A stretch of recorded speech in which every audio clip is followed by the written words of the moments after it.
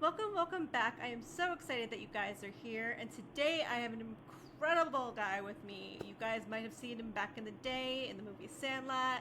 Yeah, I have Marty here. And honestly, Hey, I am awesome. Like, I cannot wait to have this conversation because it's been, how many years since the movie? a long So long. time. Right? How many years has it been? I think 33 now.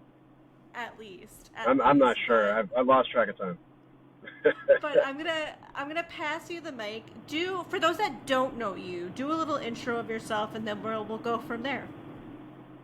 Yeah. So my name is Marty York, and obviously you remember me from the baseball film The Sandlot, maybe the first season of Boy Meets World, many other guest starring roles on shows like Sliders and Saved by the Bell, and I voiced a lot of cartoons like Hey Arnold and Doug and things like that back in the 90s. And I'm actually doing a documentary called The Sandlot Legend about my life because it's pretty. I have a pretty crazy story. So after doing Sandlot and all these other big guest starring roles, when I was about 17, I got in a 60-mile-an-hour head-on collision.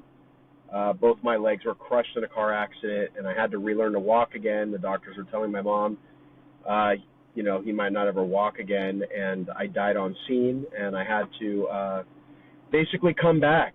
And Hmm. I left the industry after that. I left the industry for about 20 years. Um, just kind of was burnt out on it. Um, between my home life and being on set, I was very rarely at school. So I was constantly, you know, I wake up at like 6 a.m. every day, and I said this on Access Hollywood. They did a two-part special on my story, but I wake up at like 6 a.m. every day. I would, catch the bus or no, no, drive to school, and then I would basically leave school in the middle of the day, drive to Hollywood one way, which was about 60 miles, while we're trying to memorize my lines, and get to the audition, do the audition, drive back in rush hour traffic, which was like 2 hours, get home, do my homework, and then it would start all again the next day. And it was like there came a point in my life when it was too much. I was burnt out, and the car accident happened, and I fell asleep at the wheel, and Wow. it was kind of the end of my entertainment acting career. Sorry if you see I'm dressed up. I'm heading to a movie premiere right now, actually. But yeah, it was kind of the end of my acting career at when I was about 17, because I was consistently from like 13 to 17, just going, and then it just kind of stopped, and I just after the car accident, I was like, I want to just live a normal life. I want to go to Right. college. I want to just be maybe find a normal job, and I did real estate for a number of years, and that kind of crashed in 2007. And then I got into like timeshare, and Mm-hmm.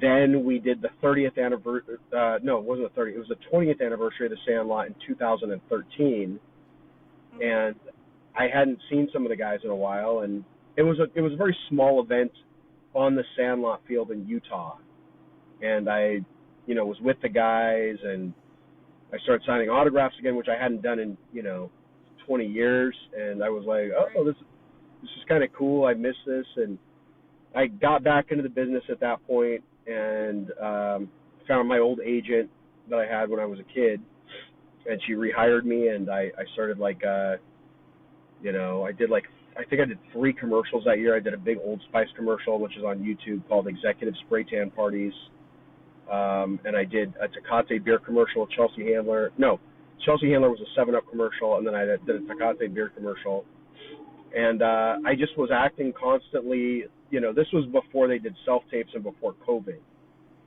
Mm-hmm. So when you could actually still audition like I used to do when I was a kid, like in person auditions, I was booking a lot of roles. And then 2020 happened, or 2000. A lot of things happened between then, but 2017 happened. which my sister passed away from a drug overdose. Oh, wow. And yeah, she had a fentanyl overdose, and it really, really put a dent in my family. And we just had to recover, and you know, my mom kind of went off the rails, and you What know, I find what I find amazing though is that you're still centered, right? So like how with everything that went on, like how did you kind of still keep like centering yourself and keep, trucking even though all these other things are, coming at you? it was difficult. Hmm. You know, I can obviously imagine. the help of my family to get me through that part of my life. Um, it was very difficult at the time, and you know, nothing had been really going on with anything in the industry for me, and I think just the support of my family going to counseling at that, you know, in 2017 really helped me. Then 2018, the 25th anniversary of the Sandlot came around, and it was unlike anything I'd ever seen. We all came back. You know, for the 20th anniversary that I just mentioned, a lot of the guys weren't there. Tom Gyrie, who played Smalls, was not there, and then we did the 25th anniversary, and the first thing we did was Angels Stadium, Hmm. and we had gone into the Angels locker room, and all the Angels players were kind of like shaking and stuff, like, oh my God, like Mike Trout, you know, one of the best baseball players in history, was like shaking, like, oh my God, I can't believe I'm meeting you guys, and we're just like, what's going on here? And then we signed a deal with Fox to do like almost every baseball stadium in the United States, every major league stadium. And we went to Dodger Stadium. We got a standing ovation from 60,000 people. We came out of the Dodger dugout. And I think at that point I was like, something's happening.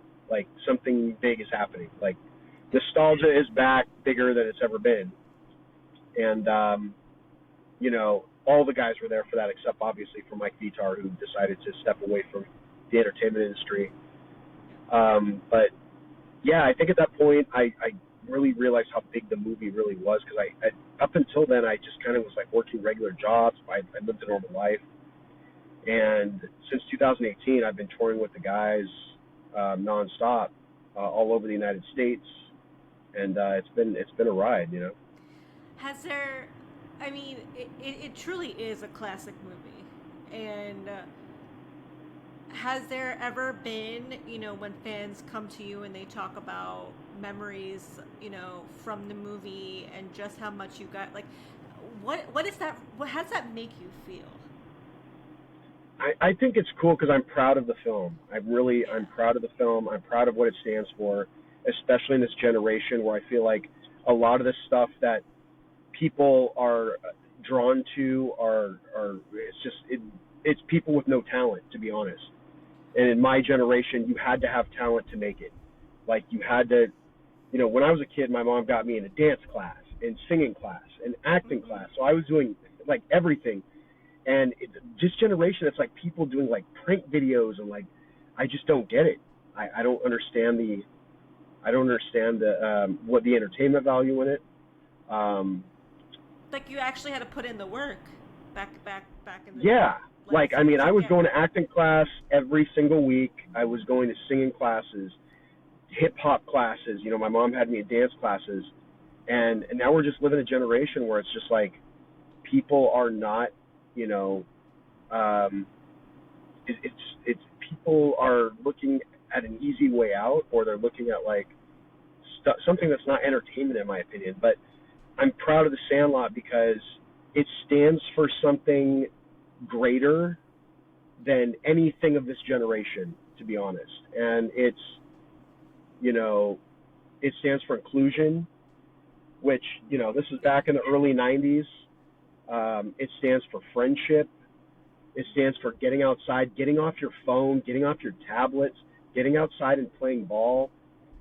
It just stands for so many things that I'm proud of. And it's not like I'm playing a role of, you know, reciprocating or playing a role of somebody that's already played another role. Like I will always be Yaya. There will never be another Yaya, no matter what. So I'm proud of that as well.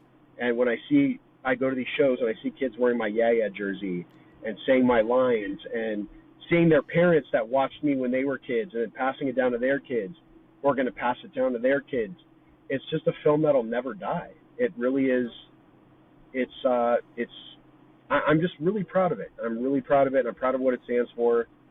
And I'm proud that I'm still out there doing things with the film. And yeah, I mean, that's I mean, what I. I think I think it's gonna, transcend time for sure. It already has, and I guess my next question for you is, first of all, when you have these reunion events and you get to see, the cast and again, what's that like? Because I'm sure you guys were brothers, like during the whole movie, right? So what was that like to Yeah. come back every reunion that you guys do? Yeah, it's awesome. I see these guys like probably every other weekend. I'm in a Mm-hmm. different state with these guys. We actually have a Broadway theater run we do now, where they play Sandlot in these big Broadway theaters, and me and the guys come out on stage and we talk to the crowd, and it's a whole show. We throw baseballs at the crowd, and it's really cool. But those guys have helped me through some of the most difficult times of my life. When my sister passed away, when my mom passed away, they were the first guys that called me and said, "Hey, we want to be there for you, and we want to." They came to my mother's funeral, and they're just the greatest guys. They're my brothers. I mean, I can't say anything else about them. Is that I love them. I really do. We're like family. And so throughout this whole journey, and now you're getting back into it. You're are you, what's that next step for you? Where do you see yourself going now?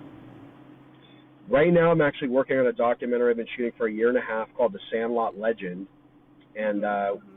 I've got a lot of actors in it. I've got the whole cast of Boy Meets World that I worked with when I was a kid, and I've got a lot of random actors in it, like Sam Jones, who played Flash Gordon, and the the bad guy in Dumb and Dumber, who ate the hot chili peppers. Can't remember his name.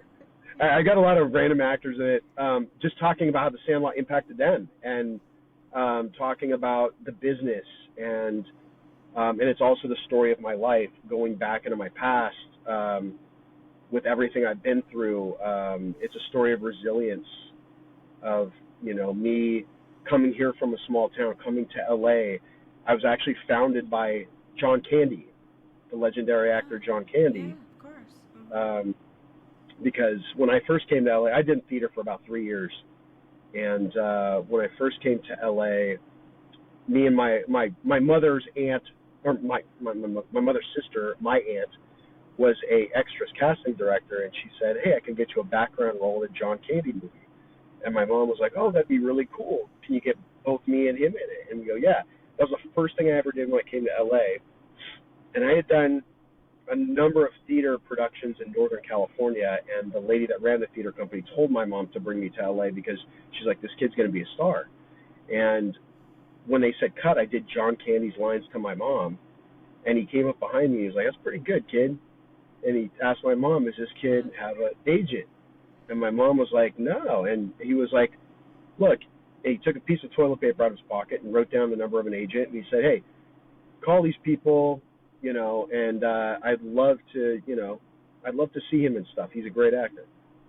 And literally 2 days later, I was in the agent's office doing a monologue for a commercial, and the agent signed me on the spot and said, "We have an audition for a Colgate toothpaste commercial. We'd like him to try out for." And I went to that the same day, and was, obviously very scared because there was like 20 other kids in the office that looked like me, and they wanted a little Italian kid that could like dance with a little girl in the commercial, and so I had to do that. And I hid behind the chair. I was so scared, and they coaxed me out. I did the commercial, and I got that job, and then they called my mom. They said, "Hey, we want him to be in a ragu spaghetti sauce commercial." I came back 2 weeks later and shot that, and then I didn't get anything for like a year. I just was like going on audition after audition, and then Sandlot came around, and I auditioned for a different character, Bertram, in the film, And I think I auditioned twice for Bertram, and I got the role because Yaya was already cast. They already cast another kid for Yaya, which was a bigger role in the film. And I remember them taking us all out to the baseball field. They kind of lined us all up, and they called my mom and me over. They said, "Hey, look, he doesn't really fit the part." And we were like, "Oh, okay, well, that's it, I guess." You know, we didn't know what the Sandlot was going to be. But they said, "We have another role. We had a kid in mind for the character of Yaya, but he actually he got injured, and we'd like him to audition for Yaya." So I was like, my mom was like, "Okay, what?" You know, they're like, "He needs to bring a ton of energy." So my mom took me to the liquor store the next day, got me a giant Hershey's Kiss bar, said, "Eat that whole thing to get that sugar buzz." And I did that, and I went in for the role of Yaya, and I think I auditioned twice, and when they all stood up, and they said, "You got it," and right then I became Yaya, and the rest is history with that. The rest is history. I love that. Yeah. And two last questions for you. So, for those that are listening, right, that might want to get into acting, and what 3 major tips would you be able to give them, or even advice would you be able to give them to keep going? To keep going, I mean, I would just say trust in your skills. I would say practice your skills. I would honestly say this is a generation that's a lot different from the one I grew up in, where, a lot of it's not fair anymore. It's like, I know a lot of actors will say, just keep going and trust in this and do that. But I'm going to be blunt. It's not really the same business anymore. It's a lot of social media influencers. It's a lot of different things. And I would just say really go to acting classes and focus on your skills, because if you don't have the skill set, you're not going to get in the door. And sometimes even if you do have the skill set, it's hard to get in the door, because it's a different ball game, because it's not a live audition anymore. It's you're sending in. I mean, they're getting thumbnails of like 1,000 people into these like online Actors Access, LA Casting, things like that. But I would just say really just focus on, be a triple threat. Do singing classes, dancing classes, acting classes, so you can at least have something else to back up, fall back on. If the acting doesn't work, you could be a singer, you could be a dancer, you could, show them you have many different skills. Like, I was a magician when I was a kid, so I loved magic, and I was a member of the Magic Castle, so I used to perform magic tricks. And so, like, that was on my resume, magician, and people were like, "This kid's a magician? That's kind of weird." What is he, like Harry Potter? Right. And I actually was I would do magic tricks sometimes at auditions. I would make playing cards disappear and do crazy stuff. And yeah, I mean, I did a little of everything, just to have different skills, really. That's what I would say. And just, yeah. No, I hope you guys heard that, because I think that is 100% valuable for sure. And I guess my last question for you, as you look through your journey, what is that ultimate legacy that you want to leave? I think the ultimate legacy I want to leave is to leave the world better than I found it. Because there's so much trash out there nowadays, and I'm proud of what the movie. I know I said this earlier, but I'm proud of what the movie stands for, as far as like what it means to people. Kids are. I see all these kids at my autograph signings. They're like, their mom's like, "Yeah, he's playing baseball this summer because he saw the Sandlot. He's on a team. He's on a traveling team now, and he wants to be on, like, there's all these teams called the Sandlot now across the United States." And I think that's just the coolest thing, is like 30-something years later, I'm still impacting them. And not to downplay these other people, but 30 years later, these people aren't going to be here. 30 years later, these people that dance for 15 seconds on TikTok aren't going to be here. I hate to break it to them, but you're not. It's facts. Because you're not. It's facts. You're not Yeah. passing anything of value on to the next generation. Where I am. Yeah. So not to be cocky with it, but I mean it's the truth. So. No, I have to agree with you on that. And um, for I know my listeners are gonna want to like reach out to you, want to connect to you, want to do all the things. So please share all the ways they could do that. Also share when this documentary is gonna come out because I don't think you did before. If you have a date, I don't know. Yeah, I don't have an exact date. It's going to be coming out the beginning of next year. We're going into pre-production around August, or I'm sorry, post-production around August. And Hmm. Marty_York on Instagram. I go on Instagram the most. Facebook, I go on occasionally, Marty York.